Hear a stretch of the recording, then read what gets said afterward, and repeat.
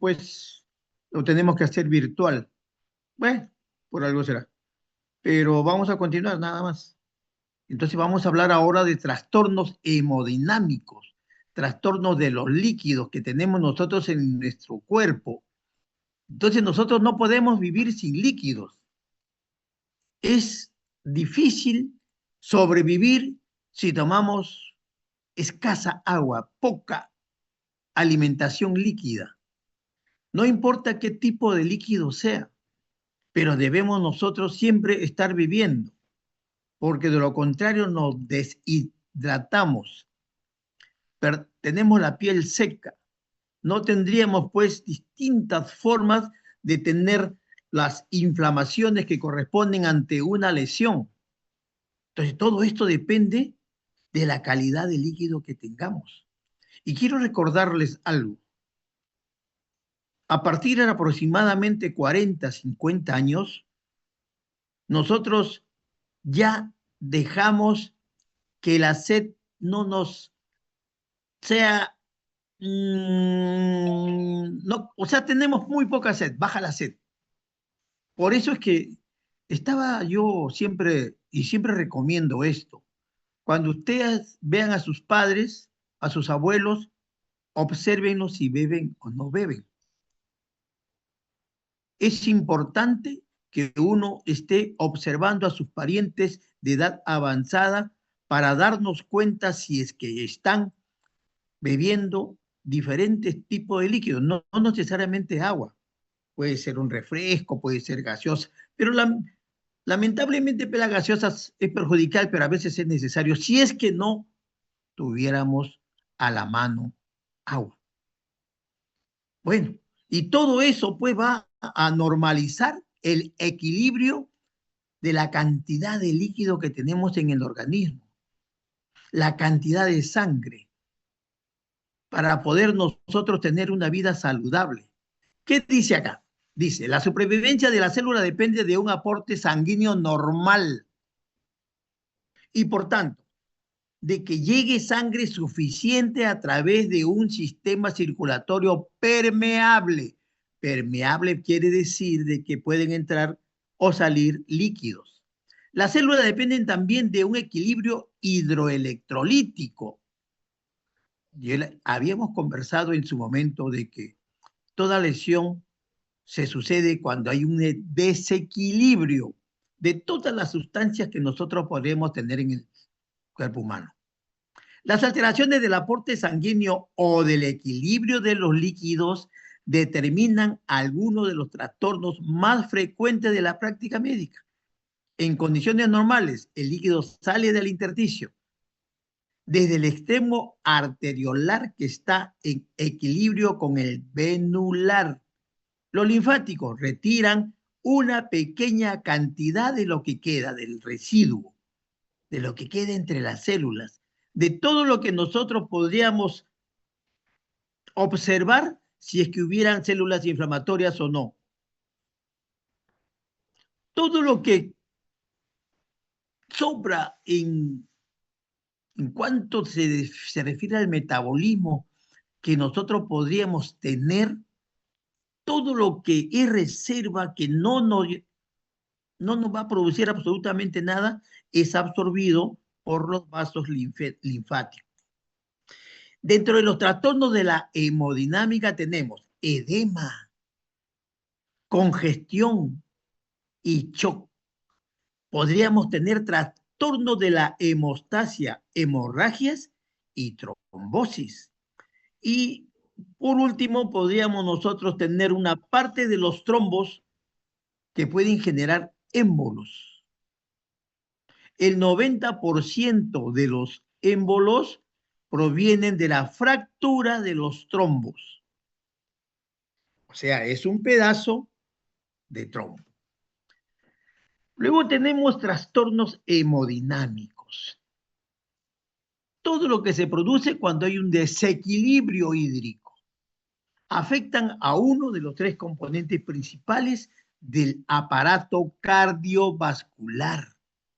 Cuando nosotros mencionamos aparato cardiovascular, nos referimos al corazón, a los vasos sanguíneos y a la propia sangre, donde se encuentran todos los elementos que van a nutrir a los diferentes órganos de nuestra economía.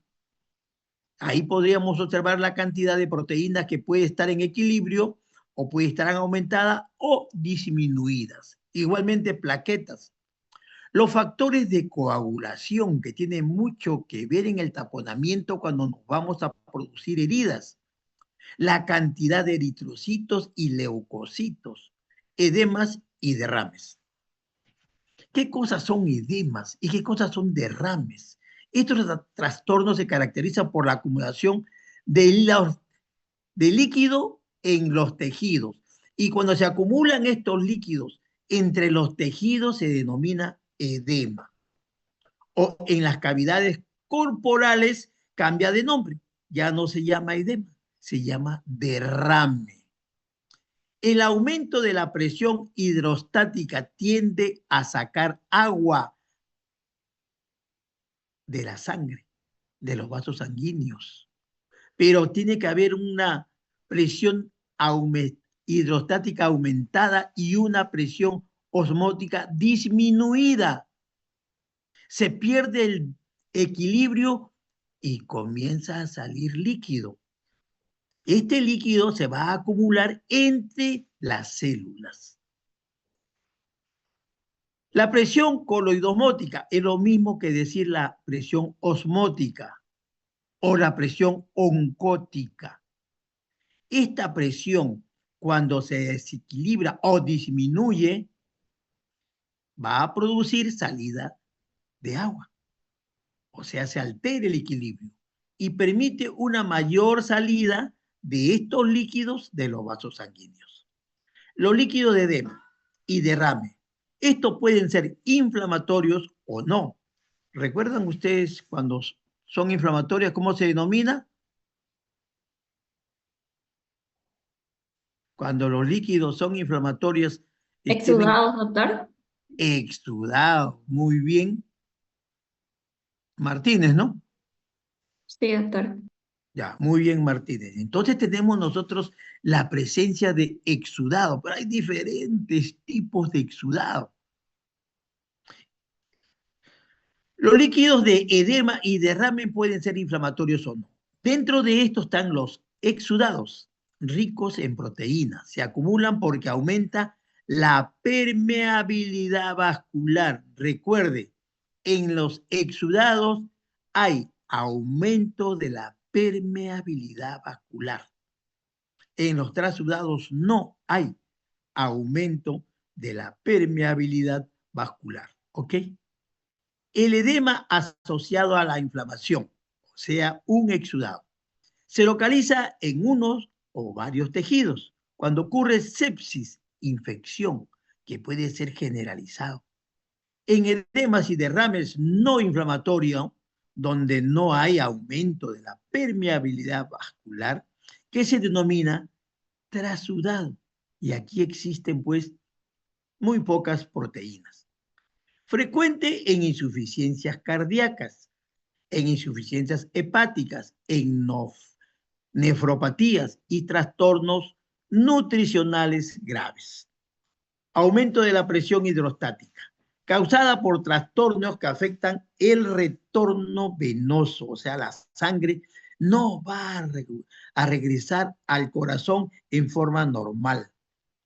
Puede ser una alteración localizada, por ejemplo, cuando hay una trombosis venosa profunda. ¿Qué significa esto? Cuando se alteran las venas de los miembros, sobre todo de los miembros inferiores. Y el edema será limitada a la parte afectada, o sea, donde nos hemos golpeado, donde nos hemos traumatizado, donde ha habido alguna lesión. Es una alteración sistémica por aumento de la presión venosa. Ejemplo, insuficiencia cardíaca congestiva, que provoca edema diseminados. Cuando escuchamos provoca edema diseminados, quiere ser un edema generalizado. Un edema generalizado que se conoce con el nombre de anasarca. Nosotros vamos a encontrar aquí diferentes tipos de presiones, como por ejemplo habíamos mencionado la presión del plasma. Esto, ¿qué va a suceder? Dice, se produce etapas sucesivas de edema, menor volumen intravascular, hiperfusión renal,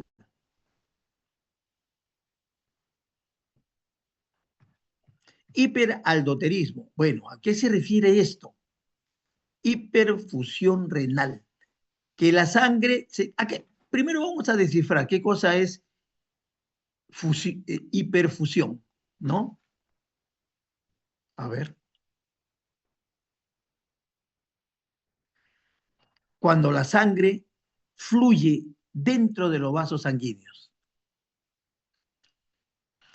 Y también podríamos observar hiperaldoteronismo, que es un aumento de la hormona aldosterona, secundario. Además, la retención de agua y sal por el riñón exacerba las bajas concentraciones de proteínas plasmáticas. Debemos resaltar acá, por ejemplo, ¿no? Si nosotros tenemos un riñón que no funciona correctamente, debemos consumir menor cantidad de sal. Hay muchas personas que no entienden bien esta parte, ¿no? Por ejemplo, dicen, no, hay que consumir la menos cantidad de sal posible. No, no, no, no, no, no, no es así. Solamente se debe disminuir o tratar de comer la menor cantidad de sal cuando el riñón no está trabajando normalmente. Las bajas concentraciones de proteínas plasmáticas están justamente cuando se aumenta el o la sal. Entonces aumentan las concentraciones proteínicas por síntesis inadecuadas en enfermedades hepáticas, cuando por ejemplo tenemos cirrosis terminal o malnutrición proteica. Por aumento de la pérdida de albúmina, por ejemplo, permeabilidad anómala a la albúmina de los capilares glomerulares en el síndrome nefrótico.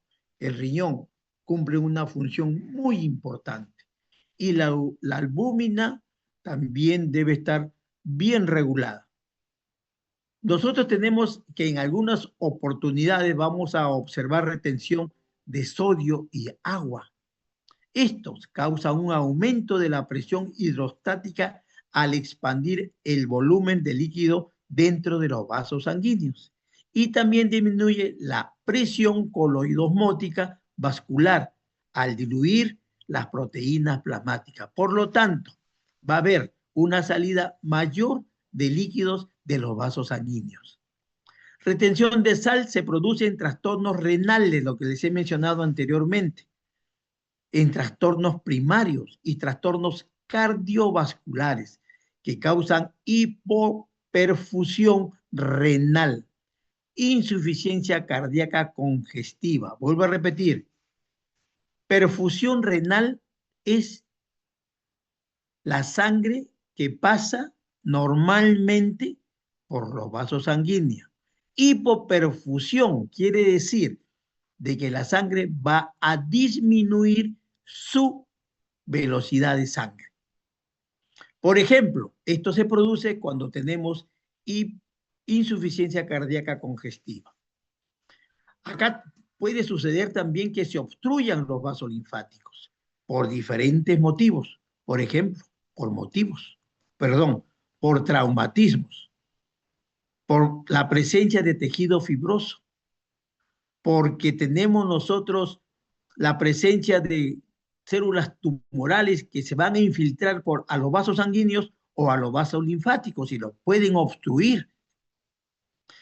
Y podríamos nosotros también tener presencia de microorganismos. Estos pueden alterar a los vasos sanguíneos, a los vasos linfáticos, su proceso de eliminación del tejido del líquido intersticial, causando linfaedema en la parte afectada.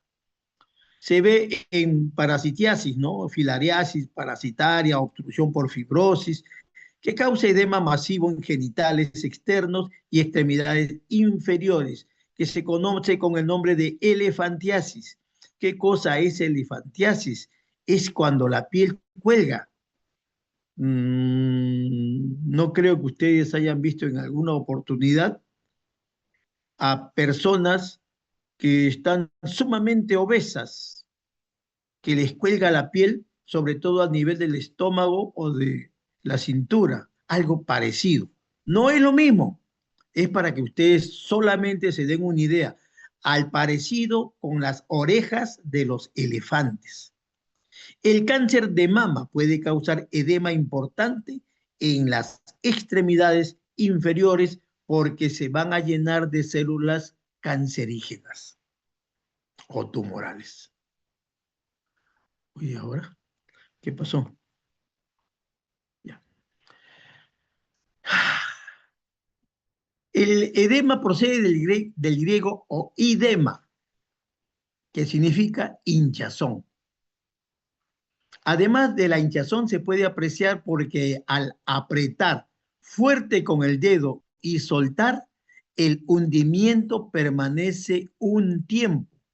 Puede ser pocos segundos o varios minutos. A ver, le pongo un ejemplo. ¿Me están observando, no, muchachos? Sí, doctor. Sí, doctor. ¿Ven mi mano? Sí, doctor. ¿Observan mi mano? ¿Sí? Sí, doctor. Digan pues. Ya, Sí, doctor. miren ustedes. Ya, miren ustedes lo que voy a hacer, ¿ah? Voy a presionar con mi dedo parte de... ¿Ok? Entonces, miren ustedes, se produce una depresión que si yo saco el dedo, esta depresión va a quedar ahí. Se va a observar por segundos y en algunas oportunidades no vuelve a su estado normal hasta pasado algunos minutos. Si ustedes vuelven a mirar, miren, otra vez, yo me presiono y esto vuelve a su estado normal, ¿ven? Pero cuando se produce edema, no sucede eso. Demora en volver otra vez a su estado normal. Y a eso, a esa depresión, se le denomina fovea, con B chica, fovea. Y la acumulación de cantidades anormales de líquido en los espacios intercelulares de los tejidos o en las cavidades corporales. Tipo de edema según su origen. Tenemos que ya hemos escuchado lo que significa esto, que es el edema inflamatorio.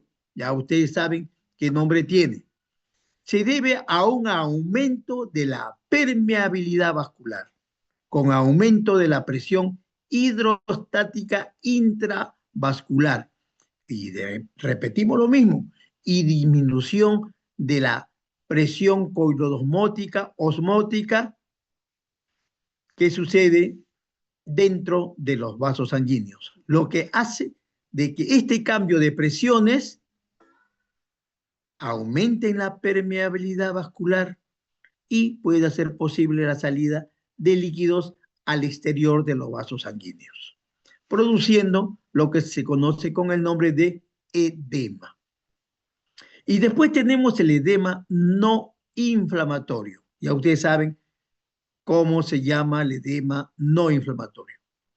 Se debe a alteraciones de las fuerzas hemodinámicas a través de la pared capilar, que también se conoce con el nombre de edema hemodinámico. Tipo de edema según su extensión, que puede ser localizado o generalizado. Cuando es localizado, que se produce en una determinada parte del cuerpo. Por ejemplo, ante una inflamación o hinchazón, un aumento de volumen de la parte afectada, que puede ser de una pierna en caso de trombosis venosa. O sea, ustedes ven una hinchazón común y corriente, generalmente es por acumulación de líquido, ¿ok? Y de células inflamatorias. Cuando es edema generalizado o sistémico, que cuando es intenso provoca una hinchazón difusa de todos los tejidos y órganos del cuerpo especialmente el tejido celular subcutáneo. Y a este edema generalizado nosotros lo llamamos anasarca. ¿Ok? Si yo les preguntara en el examen a ustedes, ¿qué nombre toma el edema generalizado? Pues simplemente ustedes van a responder que es una anasarca, ¿no? Luego tenemos, ay, ¿qué pasó? Se me salió. ¿Dónde me quedé ahora? Acá. Aquí. Tenemos edemas según su localización. Entonces tenemos nosotros que la presencia de estos cambios hídricos en las diversas cavidades serosas del cuerpo recibe las siguientes denominaciones. Hidrotórax, que se presenta en los pulmones generalmente, en las cavidades pleurales, o también se conoce como derrame pleural.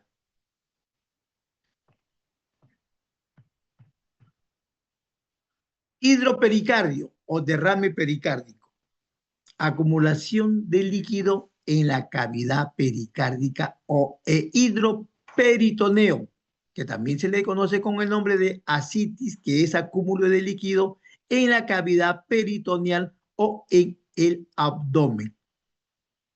El líquido del edema no inflamatorio es un trasudado. Tiene bajo contenido de proteínas y otros coloides, con una densidad inferior a 1012. El edema inflamatorio, que se conoce con el nombre de exudado, es rico en proteínas y tiene una densidad mayor, habitualmente superior a 1020. El exudado puede ser o no purulento. Ya ustedes saben que hay diferentes tipos de exudado. Localización del edema. Se encuentra con mayor frecuencia en los tejidos subcutáneos, habitualmente en las extremidades inferiores, los pulmones y el cerebro. Hoy cuando se presenta en el cerebro, pues produce grandes dolores de cabeza.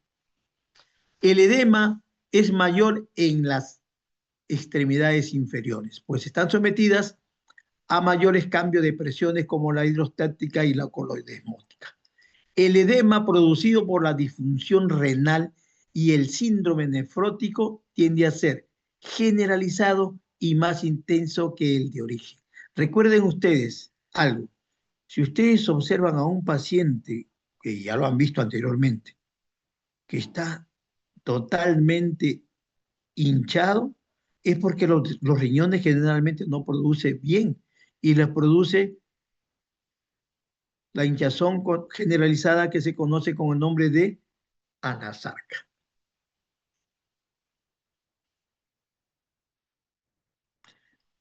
Aparece en tejidos con tejido conectivo laxo, como por ejemplo los párpados. Ustedes no sé si habrán observado, yo sí lo he visto. Pacientes que tienen como los midriasis. ¿Qué cosa es midriasis? Midriasis es como los ojos, como que se quisieran salir de sus órbitas, ojos saltones, más conocido, ¿no? Entonces, esas personas son los que tienen generalmente edema generalizado.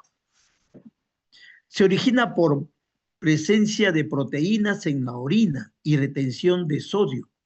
El edema subcutáneo de las partes inferiores del organismo es una manifestación notoria de insuficiencia cardíaca, en particular cuando no funciona correctamente el ventrículo derecho. Los pulmones, compuestos de tejido laxo, son en particular susceptibles al edema. El edema pulmonar es una manifestación prominente de insuficiencia del ventrículo izquierdo. Si el ventrículo izquierdo no funciona correctamente, entonces se presenta edema pulmonar. El edema cerebral se observa en diversas circunstancias clínicas, como traumatismo encefálico, inflamación de las meninges, encefalitis, crisis hipertensivas y cualquier obstrucción de la circulación venosa del cerebro. Se denomina anasarca al edema grave y generalizado con intensa tumefacción del tejido subcutáneo de todo el órgano de la piel. La presión con el dedo sobre el tejido subcutáneo edematoso redistribuye el líquido y produce una huella. Se dice que deja fovea. Es lo que les expliqué con mi mano. Ay, ¿qué dijo? A ver ahora. Allá. Se pasó, creo. Morfología del edema. Microscópicamente se observa como una aclaración ay, ya me pasé otra vez. Aquí. Como una aclaración. A ver, un ratito. Otra vez. De matriz extracelular y una leve tumefacción celular. Un ratito. Ah, bueno. El edema subcutáneo puede ser difuso o mal localizado en regiones con prostáticas elevadas. Su distribución se ve influida a menudo por la fuerza de gravedad. Es diferente la velocidad de la sangre cuando uno está de pie que cuando uno está echado. Por ejemplo, aparece en las piernas al estar de pie y el sacro cuando uno está echado. Característica denominada edema ortostático. Bueno, a ver, si yo les preguntara a ustedes, ¿qué entienden ustedes por edema ortostático? A ver, ¿quién quiere responder? ¿Cómo lo entiende?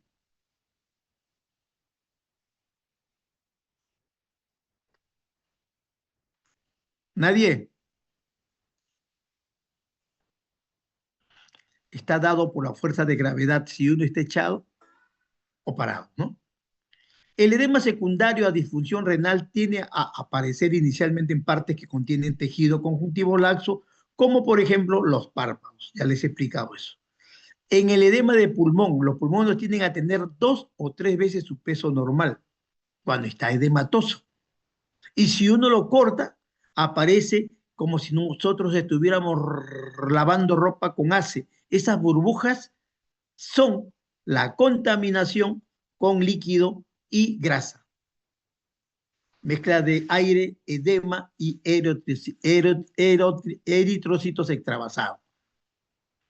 El edema cerebral puede ser localizado o generalizado dependiendo de las características de extensión de la lesión.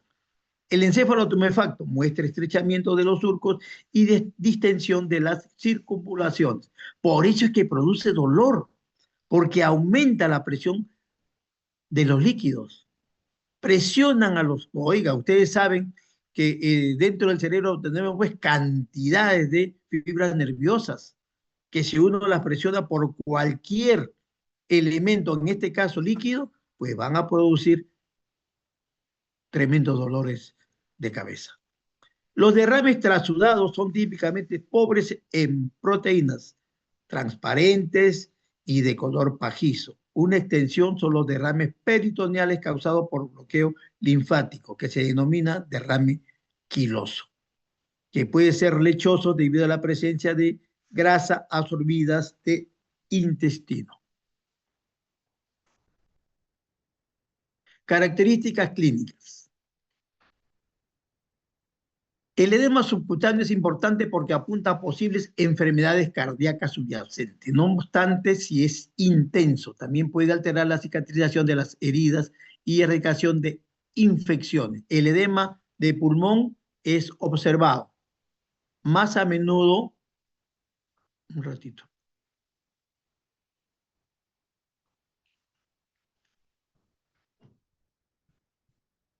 en caso de insuficiencia del ventrículo izquierdo. Recuerdan ustedes que afecta más los pulmones.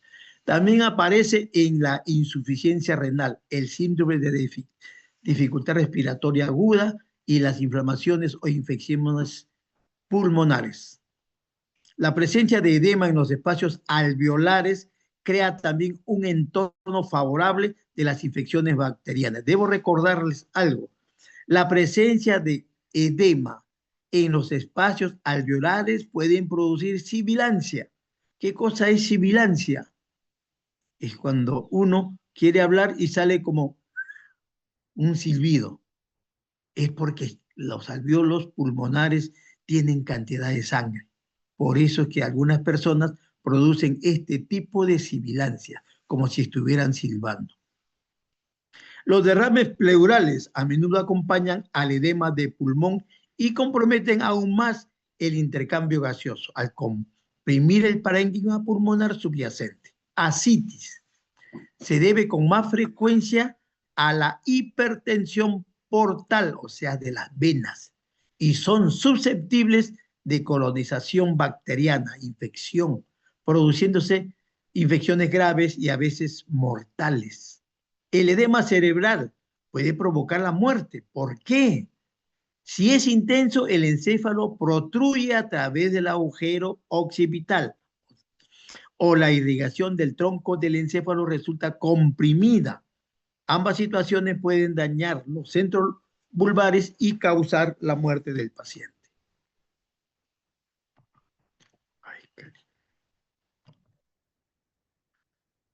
Luego tenemos hiperemia y congestión. La hiperemia es un proceso activo en el que la dilatación arteriolar provoca aumento del flujo sanguíneo. Los tejidos afectados se tornan rojos. ¿Por qué se tornan rojos? Porque lógicamente es sangre arterial. ¿Ok?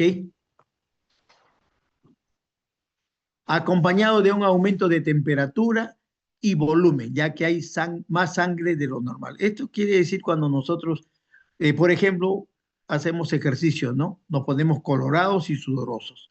Es porque hay hiperemia, aumento de la velocidad de la sangre. En los enfermos con fiebre, este mecanismo permite la pérdida de calor. Eso quiere decir que la fiebre es un elemento que nos puede salvar la vida. En la inflamación, la congestión es un factor importante que permite la aparición de los signos clásicos de Celsius. ¿Recuerdan los signos clásicos de Celsius? ¿Ah? Sí, doctor. ¿Cuáles son? Calor, dolor, Rubor. Rubor rubor, y, falta Tumor. uno, tumor. tumor. Y luego fue aumentado por Virchow, ¿cuál? La pérdida Pérdida de de función. función. Pérdida de función. Pérdida de la función, ¿no es cierto? Muerte, ¿no? Así es. El edema es la tumefacción. Tumefacción es edema. Etiopatogenia. La dilatación arterial y arteriolar se producen por mecanismos neurógenos, simpáticos, liberación de sustancias vasoactivas, estímulos térmicos, estímulos mecánicos y estímulos químicos. Miren ustedes todo el proceso que se produce cuando hay dilatación arterial. Morfología. Los órganos afectados presentan tumefacción. ¿Qué cosa es tumefacción, muchachos? Tumor. No. Ya lo dije ¿Respira 1000 veces. purulento? No, ¿Infección? no. ¿De qué tema estábamos hablando? Edema, doctor. Edema, Acumulación de líquido en el tejido. acumulación de líquido en cualquier parte del tejido, ¿no? Y esto produce el cambio de color. Si nosotros nos cortamos, nos lesionamos, nos golpeamos, lo primero que se hace es cambio de color rojo, a rojo, ¿no? Y aumenta el calor. Ustedes, no, creo que todo el mundo ha tenido en alguna oportunidad una herida, ¿no? Se observa y está rojizo. Y lo tocan y está calientito. ¿Por qué se calienta? Por aumento de la temperatura. Las superficies de corte de los órganos hiperémicos o congestionados sangran en exceso. ¿Cuándo sangran en exceso? Cuando es sangre arterial. No se olviden. Tipo de hiperemia activa. Hiperemia activa se da generalmente en sangre arterial, en vasos. en arterias, no se olviden. Fisiológico, se encuentra hiperemia de la piel siempre que se ha de disipar un exceso de calor en el cuerpo, como en el ejercicio muscular o en el rubor, cuando uno se pone colorado, ¿no? Patológico, ocurre en estados inflamatorios e infecciosos, como por ejemplo en el hipertiroidismo.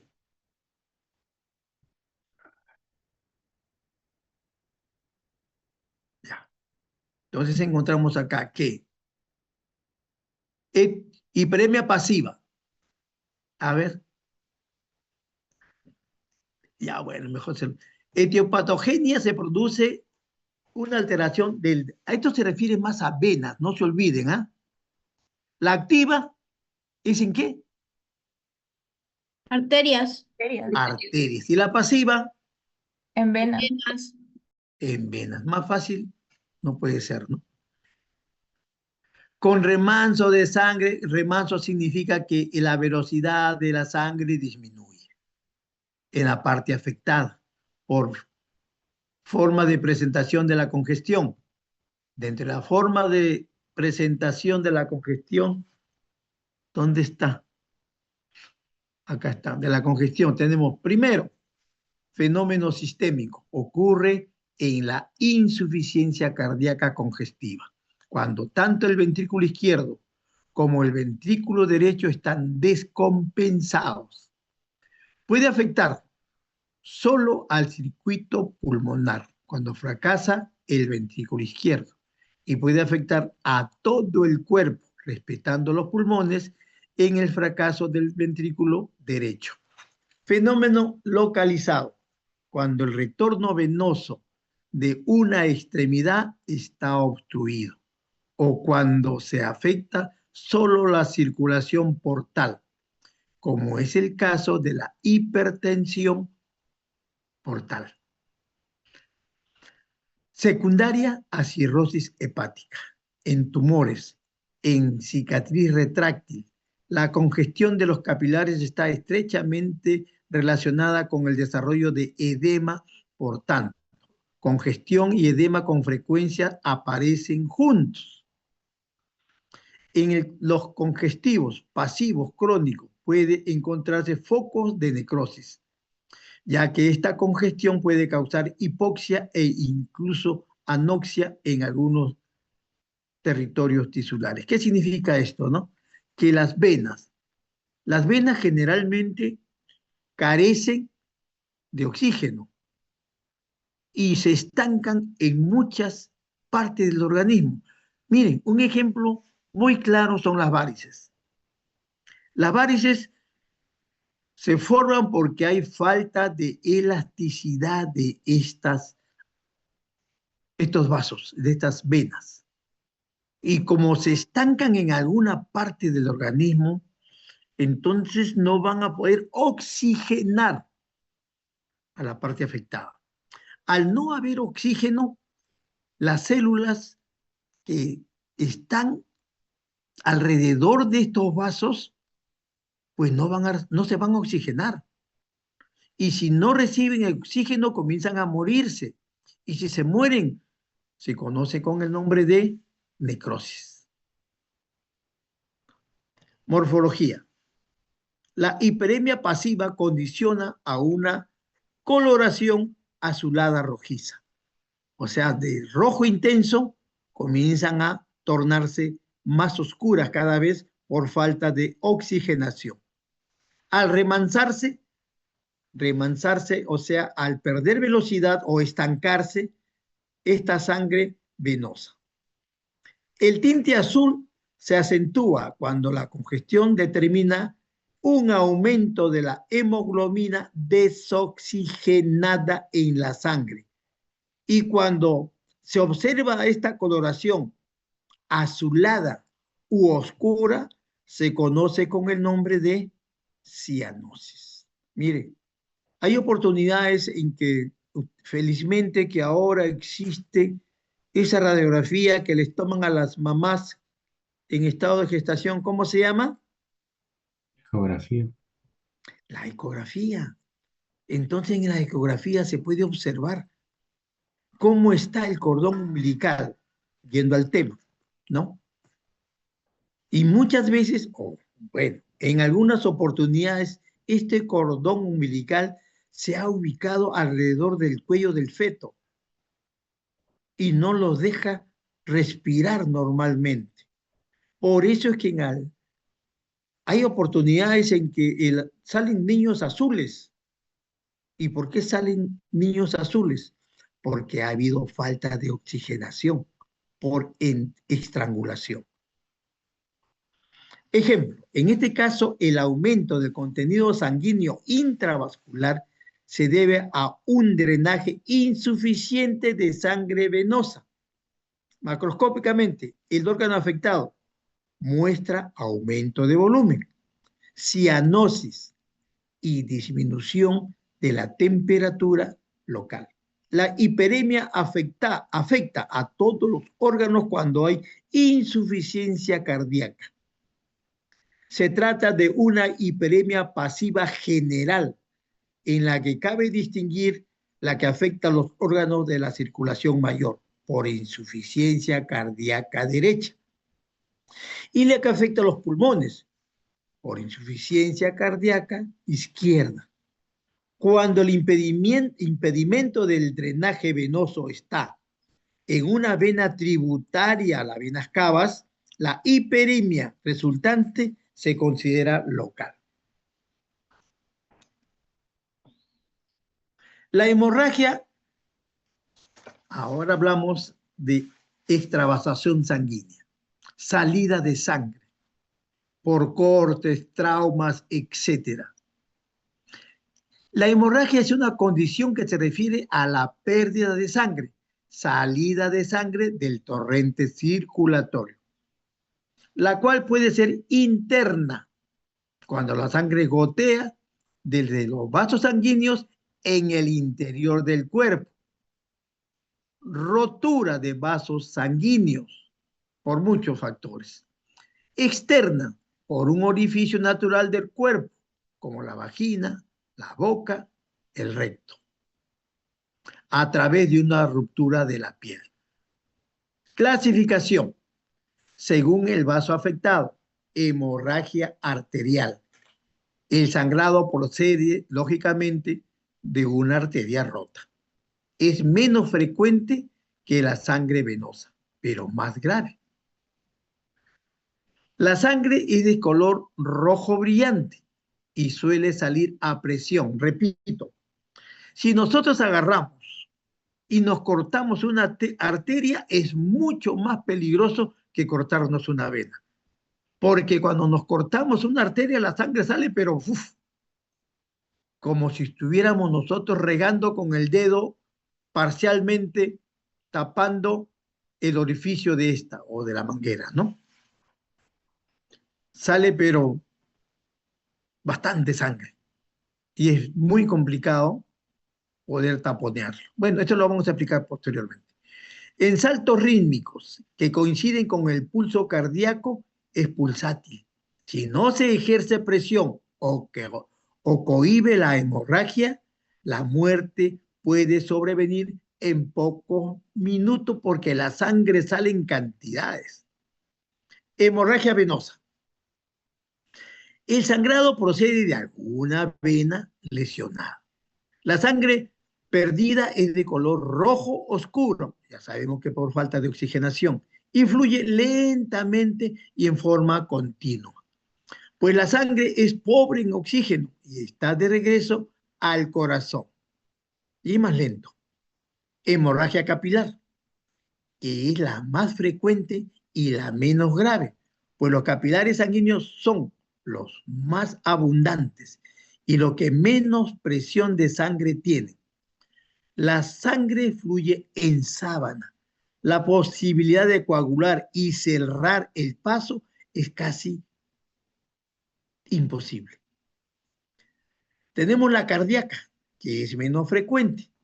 La ruptura de una arteria, de una vena del corazón, son causas de hematomas, de colecciones hemáticas en una cavidad o de hemorragias infiltrativas laminares. La hemorragia capilar se manifiesta típicamente en forma de petequias. ¿Y qué son petequias?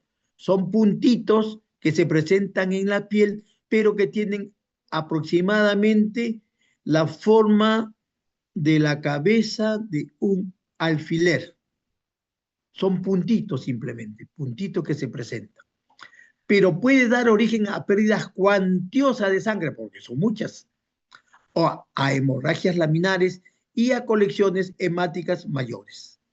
Según su localización, cuando es externa, si la sangre sale al exterior, puede ser directa o indirecta a través de cavidades orgánicas. Epitaxis, cuando sale sangre, ¿de dónde?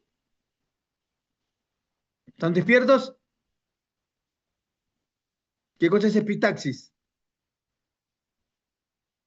¿Ah? Cuando sale sangre de la nariz, de la nariz. Otorragia. ¿Qué cosa es otorragia? Se lo dije hace tiempo, creo, ¿ah? Oído, Oto, del oído. ¿de qué?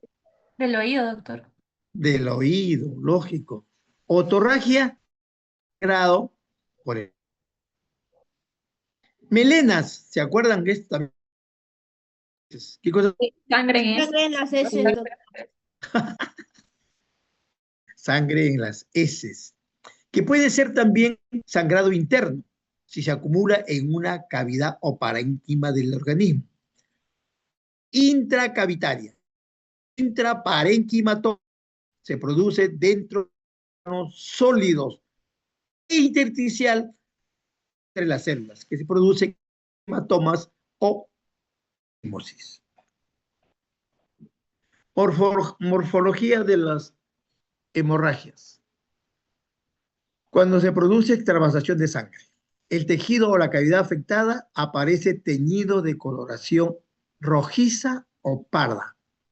Los órganos afectados están aumentados de peso y de tamaño. Al estudio microscópico se observan la formación de nuevos espacios por dilaceración de los tejidos que están ocupados por elementos sanguíneos. Consecuencias de las hemorragias. A ver, hay momentos en que las hemorragias pueden ingresar al pulmón. El pulmón, pues va a aumentar de peso, ¿no? ¿Ustedes recuerdan cuánto aproximadamente pesa un pulmón? ¿Alguien se acuerda? No recuerdo si se los he dicho, ¿no? ¿Ah? Me parece que no. ¿Tienen una idea ustedes aproximadamente cuánto pesa un pulmón? Más o menos 2,5 kilos, promedio, ¿ah? Puede ser un poquito más, un poquito menos, de acuerdo a la persona. Pero cuando se llenan de líquido, estos pulmones, les dije anteriormente, de que los pulmones, cuando ingresan líquido, se ve como, perdón, si se les corta, se le hace un corte, sale como espumas y pueden llegar a pesar hasta 6 kilos. Cuando el sangrado es importante, implica una sangre que se a más o menos al 50%, suele ocurrir un shock hipovolémico. ¿Qué significa hipovolémico? Por bajo volumen. Simple. Desde el punto de vista terapéutico, el pronóstico tiene una gran importancia en la gravedad de la hemorragia. La velocidad que se produce es la misma. Hay hemorragias crónicas, pérdidas de sangre prolongadas en el tiempo, que causan una anemia, ¿no? Poco a poco se va perdiendo sangre, va produciendo anemia y el paciente puede morir. Mientras que las agudas pueden producir la muerte en pocos minutos por el shock hipovolémico. La velocidad con que se produce la hemorragia depende del vaso al cual se lesionó. Así Son muy agudas las hemorragias cardíacas y arteriales, como ya les hemos mencionado. Y la más lenta, las venosas y capilares. También es importante valorar el volumen de sangre perdido, así como la edad del paciente y las posibles enfermedades que padezca. Algunas enfermedades vasculares adquiridas de carácter degenerativo también causan hemorragia por ruptura o desgarro de la pared, como por ejemplo la arterioesclerosis o los aneurismas de cualquier tipo. Nosotros ya hemos escuchado, por ejemplo, lo que es la arterioesclerosis, ¿no? Que son placas ateromatosas. Bueno, se pierde la elasticidad de las arterias. Las arterias se hacen más duras. Se hace más dura porque se acumulan placas ateromatosas. ¿Y qué son placas ateromatosas? Pues sangre con microorganismos que se acumulan dentro de la pared de estos vasos. Entonces, estas pierden velocidad. No pierden en velocidad, aumenta la velocidad de la presión sanguínea. En determinadas circunstancias por la anomalía de la sangre se producen hemorragias que a veces adquieren una mayor importancia clínica, como ocurre en pacientes hipertensos o con diátesis hemorrágicas, sangrado espontáneo. Puede distinguirse a efectos generales y efectos locales. Entre los primeros, los más frecuentes son el shock hipovolémico, que uno pierde la conciencia porque ha perdido demasiada sangre. Muerte por hemorragia aguda, cuando sale sangre profusamente, pues no. Anemia por pequeñas hemorragias repetidas. Los efectos locales se deben principalmente a la presión que ejerce la sangre a su alrededor. En esta acción mecánica puede tratarse de compresión de órganos o además de dilaceraciones de tejido, como se observa en el borde de los hematomas cerebrales. La gravedad del efecto local depende naturalmente del órgano comprometido, así como un pequeño hematoma de 5 a 10 mililitros puede ser fatal en el mesencéfalo. Mecanismos de defensa frente a las hemorragias. Tenemos 1. Contracción del vaso con descarga de hematíes. Redistribución del flujo sanguíneo a órganos vitales. O sea, se forman, miren cómo es las características de las personas, ¿no? Si un vaso se trombosa o no pasa sangre, pues salen unas arterias, unas arteriolas aferentes por donde comienza a nutrir al órgano afectado. Es increíble, muchachos. 3. Activación de vasoreceptores y quimiorreceptores, vasoconstricción y taquicardia. Hiperapnea para disminuir la acidosis. Descenso de la presión venosa central. Aumento de la frecuencia respiratoria, que se denomina taquipnea. Paso de líquidos del espacio extravascular adentro de esta. Reflejos vasovagales, o sea, de los nervios. Significación clínica. Depende del volumen de sangre, de la velocidad con que se ha producido la hemorragia y de su localización. La pérdida entre el 15 y 20% de sangre no suele tener mayores consecuencias. Si la pérdida no ha sido crónica, o sea, si se pierde poco a poco. La pérdida de mayor cantidad de sangre conduce a un cuadro de shock hipovolémico que puede causar la muerte del paciente. Algunas hemorragias son especialmente graves por su localización. Así ocurre en hemorragias del tronco del encéfalo, dentro del cerebro, en el pericardio, que puede causar la muerte. Las pérdidas crónicas de pequeña cantidad de sangre causan una anemia por falta de hierro. La medida a utilizar ante la hemorragia externa es la presión directa para cohibir el paso de la sangre. o la pérdida de sangre, con posterior vendaje y desinfección de la herida. El empleo de torniquetes debe estar restringido a hemorragias masivas por el riesgo de necrosis del miembro sangrante. La pérdida de un volumen grande se suple con transfusiones. ¿Qué significa esto, muchachos? Que si nosotros sufrimos un trauma, un corte profuso, un accidente, nos quebramos una pierna, por ejemplo, ¿no? Y nos ponemos un torniquete ahí, amarramos fuerte para que la sangre no fluya. Pero al ponerle el torniquete, no va a permitir alimentar a la parte que sigue, en este caso a la pierna. Si fuera en el muslo, no va a llegar sangre a la pierna y la pierna puede destruirse por necrosis y podríamos nosotros perder este órgano, o sea, la pierna. Ese torniquete que uno se produce, que uno se hace amarrándole para que no salga sangre, tiene que inmediatamente ser trasladado al hospital para que no se necrose la parte que no tiene sangre. Infarto.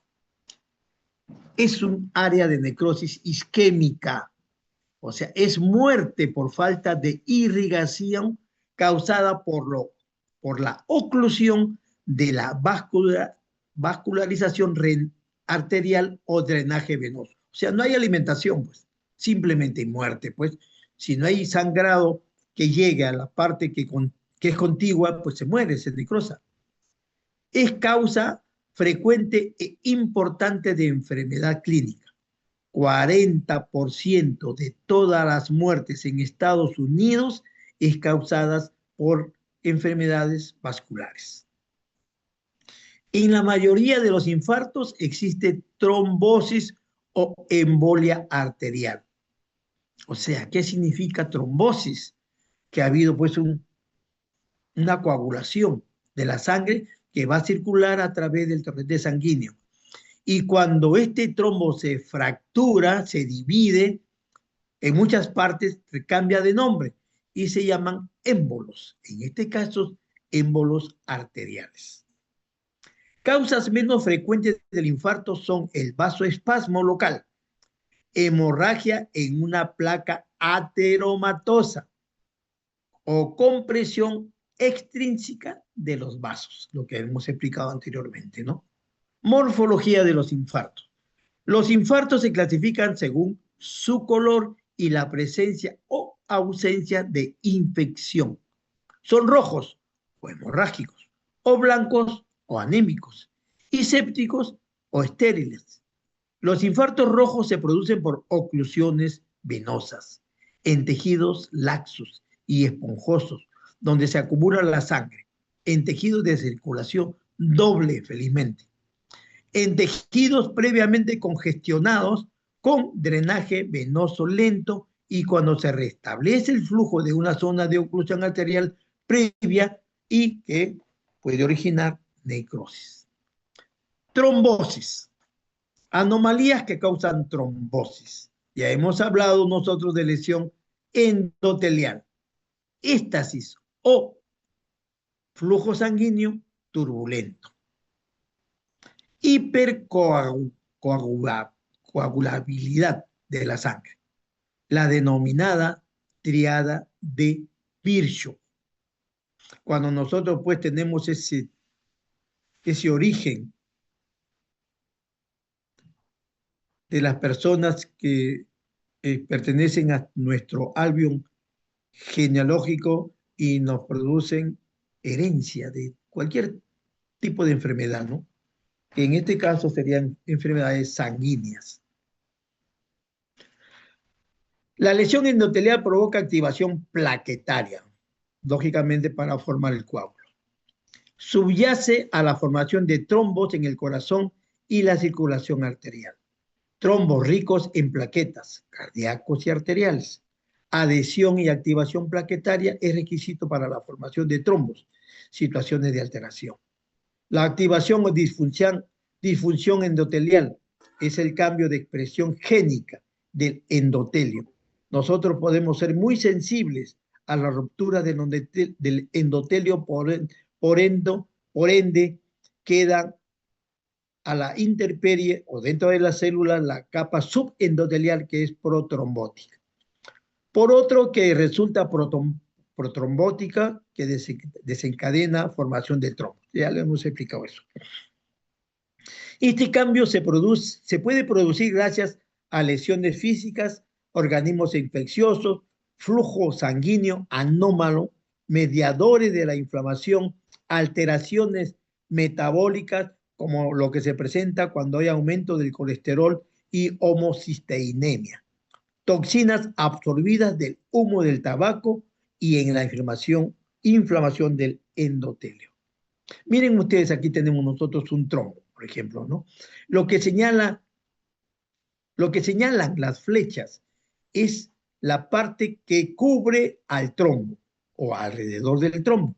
La parte central, que es esta, es el trombo propiamente dicho.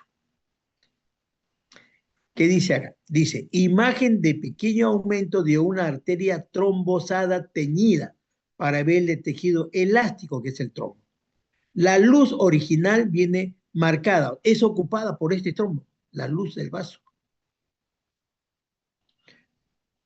Y está totalmente ocupada por un trombo organizado, que es este, pues. Morfología. Los trombos arteriales y cardíacos suelen darse en áreas de turbulencia o lesión. O sea, se desprenden cuando hay aumento de la presión sanguínea. Los trombos venosos se dan en lugares de éxtasis, ya hemos explicado. Por ejemplo, ¿no? Cuando uno está parado, circula la sangre a una velocidad X, aumenta por la presión atmosférica. Cuando uno está echado, cuando uno está parado, se forman las varices. Cuando uno está echado, se forman trombos en la parte de la espalda, en el sacro. Por eso es que los pacientes que tienen mucho tiempo en cama, hay que estarlos volteando o moviendo constantemente. De lo contrario, tienen tendencia a formar estos trombos, que puede ser venoso como arterial. Los trombos se propagan hacia el corazón y es peligroso. Esta propagación es más débil y es susceptible a causar embolias, o sea, obstrucción de vasos.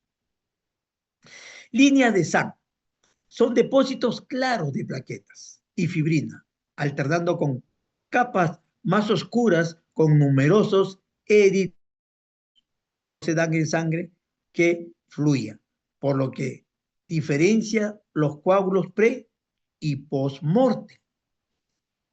O sea, antes de la muerte y después de la muerte. Es totalmente diferente. Trombos murales. Aquellos que se producen en cavidades cardíacas por arritmia, miocardiopatías e infarto. O en la luz de la aorta por placas ateroscleróticas o úlceras.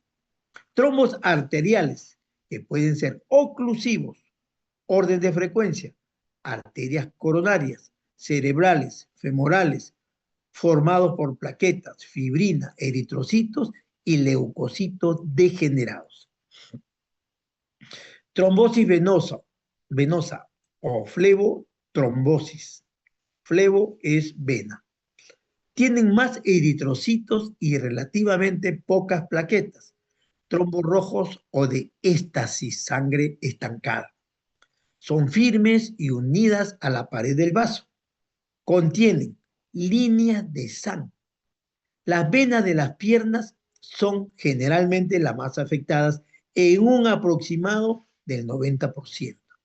También en plexo periprostático, ovárico, uterino y en vena porta. Coágulos post-mortem, después de la muerte. Los coágulos son gelatinosos, no presentan líneas de sangre. Hay depósitos rojos en su porción inferior, porción superior de color amarillo, que se parece a la grasa de pollo, bien amarillo, y no se suelen unir al endotelio vascular, se desprenden. Los trombos cardíacos o vegetaciones pueden darse por bacterias que se conoce con el nombre de endocarditis infecciosa, por estado de hipercoagulación, endocarditis trombótica no bacteriana, o por lupus, endocarditis de Lehmann-Sachs. Los infartos se clasifican según su color, rojos, hemorrágicos o blancos anémicos, y la presencia o ausencia de infección sépticas o estériles. Infartos rojos se producen con oclusiones venosas. En tejidos laxos y tejidos esponjosos, con circulación doble, previamente congestionados por drenaje venoso muy lento. Restablecimiento del flujo en zona de oclusión arterial previa y necrosis. Infartos blancos aparecen con oclusiones arteriales, recuerden, blancos en arterias, en órganos sólidos con circulación arterial terminal. Los infartos tienden a adoptar forma de cuña, así, con el vaso ocluido en el vértice y la base formada por la periferia del órgano. Característica citológica dominante del infarto es la necrosis coagulativa isquémica o por falta de irrigación. El encéfalo es la excepción, pues los infartos del sistema nervioso central resultan en necrosis purulenta o licuefactiva. Los infartos sépticos se producen en casos de embolia de vegetaciones infectadas, de válvulas cardíacas o cuando los microbios colonizan el tejido necrótico o muerto. Se convierten en un absceso con reacción inflamatoria mayor. Factores que influyen en el desarrollo del infarto. Anatomía de la vascularización. La existencia de una irrigación sanguínea alternativa es el determinante más importante de la aparición o no de lesiones tisulares en caso de oclusión de un vaso. Hace relativamente resistente al infarto a este tipo de tejido, porque tiene pues irrigación colateral. La velocidad de la oclusión. Las oclusiones se desarrollan lentas, tienen menos probabilidades de causar infarto, porque dejan tiempo para la creación de vías de perfusión o formación de nuevos vasos colaterales.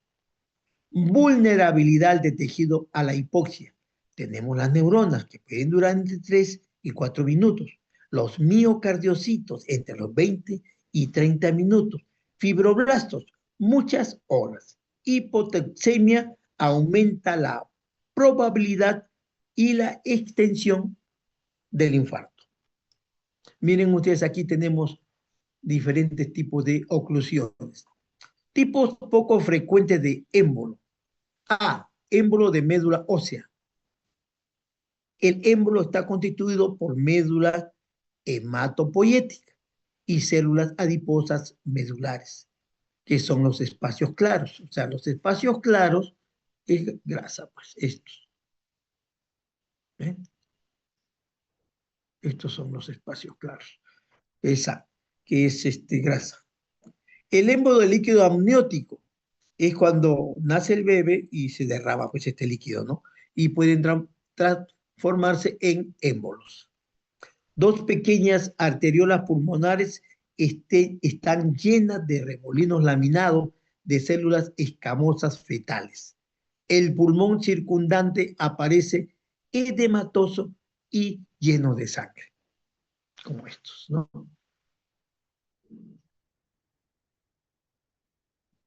El shock o pérdida de la conciencia, que nos puede llevar a la muerte del paciente. Es un estado en el que un gasto cardíaco reducido o una disminución del volumen sanguíneo circulante eficaz altera el paso de la sangre y provoca hipoxia celular. Tiene 3 causas: cardiogénico, resultado de un gasto cardíaco bajo, secundario a una insuficiencia de la bomba miocárdica. Posibles causas incluyen infarto, arritmias, compresión extrínseca, y obstrucciones. Hipovolémico, secundario a gasto cardíaco bajo, debido a una reducción del volumen sanguíneo. Posibles causas incluyen hemorragias masivas o pérdida de líquido por quemaduras graves. Asociado con inflamación sistémica tenemos. Puede estar desencadenado por varias agresiones, especialmente infecciones microbianas, quemaduras, traumatismos y pancreatitis. Las características patogénicas más comunes es una oleada masiva de mediadores inflamatorios procedentes de células del sistema inmune innato y adaptativo, dando como resultado vasodilatación arterial, extravasación vascular y remanso de sangre venosa. Esto trae como consecuencia hipoperfusión, o sea, disminución de la cantidad de sangre en los vasos, hipoperfusión tisular, hipoxia celular y alteraciones metabólicas que pueden llevar a una disfunción orgánica y posteriormente a un fallo multiorgánico. Los diversos desencadenantes de este shock producen hallazgos clínicos similares, llamados síndrome de reacción sistémica. Y se acabó, muchachos. Espero que no se hayan aburrido. Sí se han aburrido, ¿no? No, doctor. Así es, pues, por eso no me gusta este tipo de enseñanza. Bueno, que tengan buenas tardes, chicos. Que les vaya muy bien. ¿Ok? Gracias, doctor. Hasta luego. Hasta luego.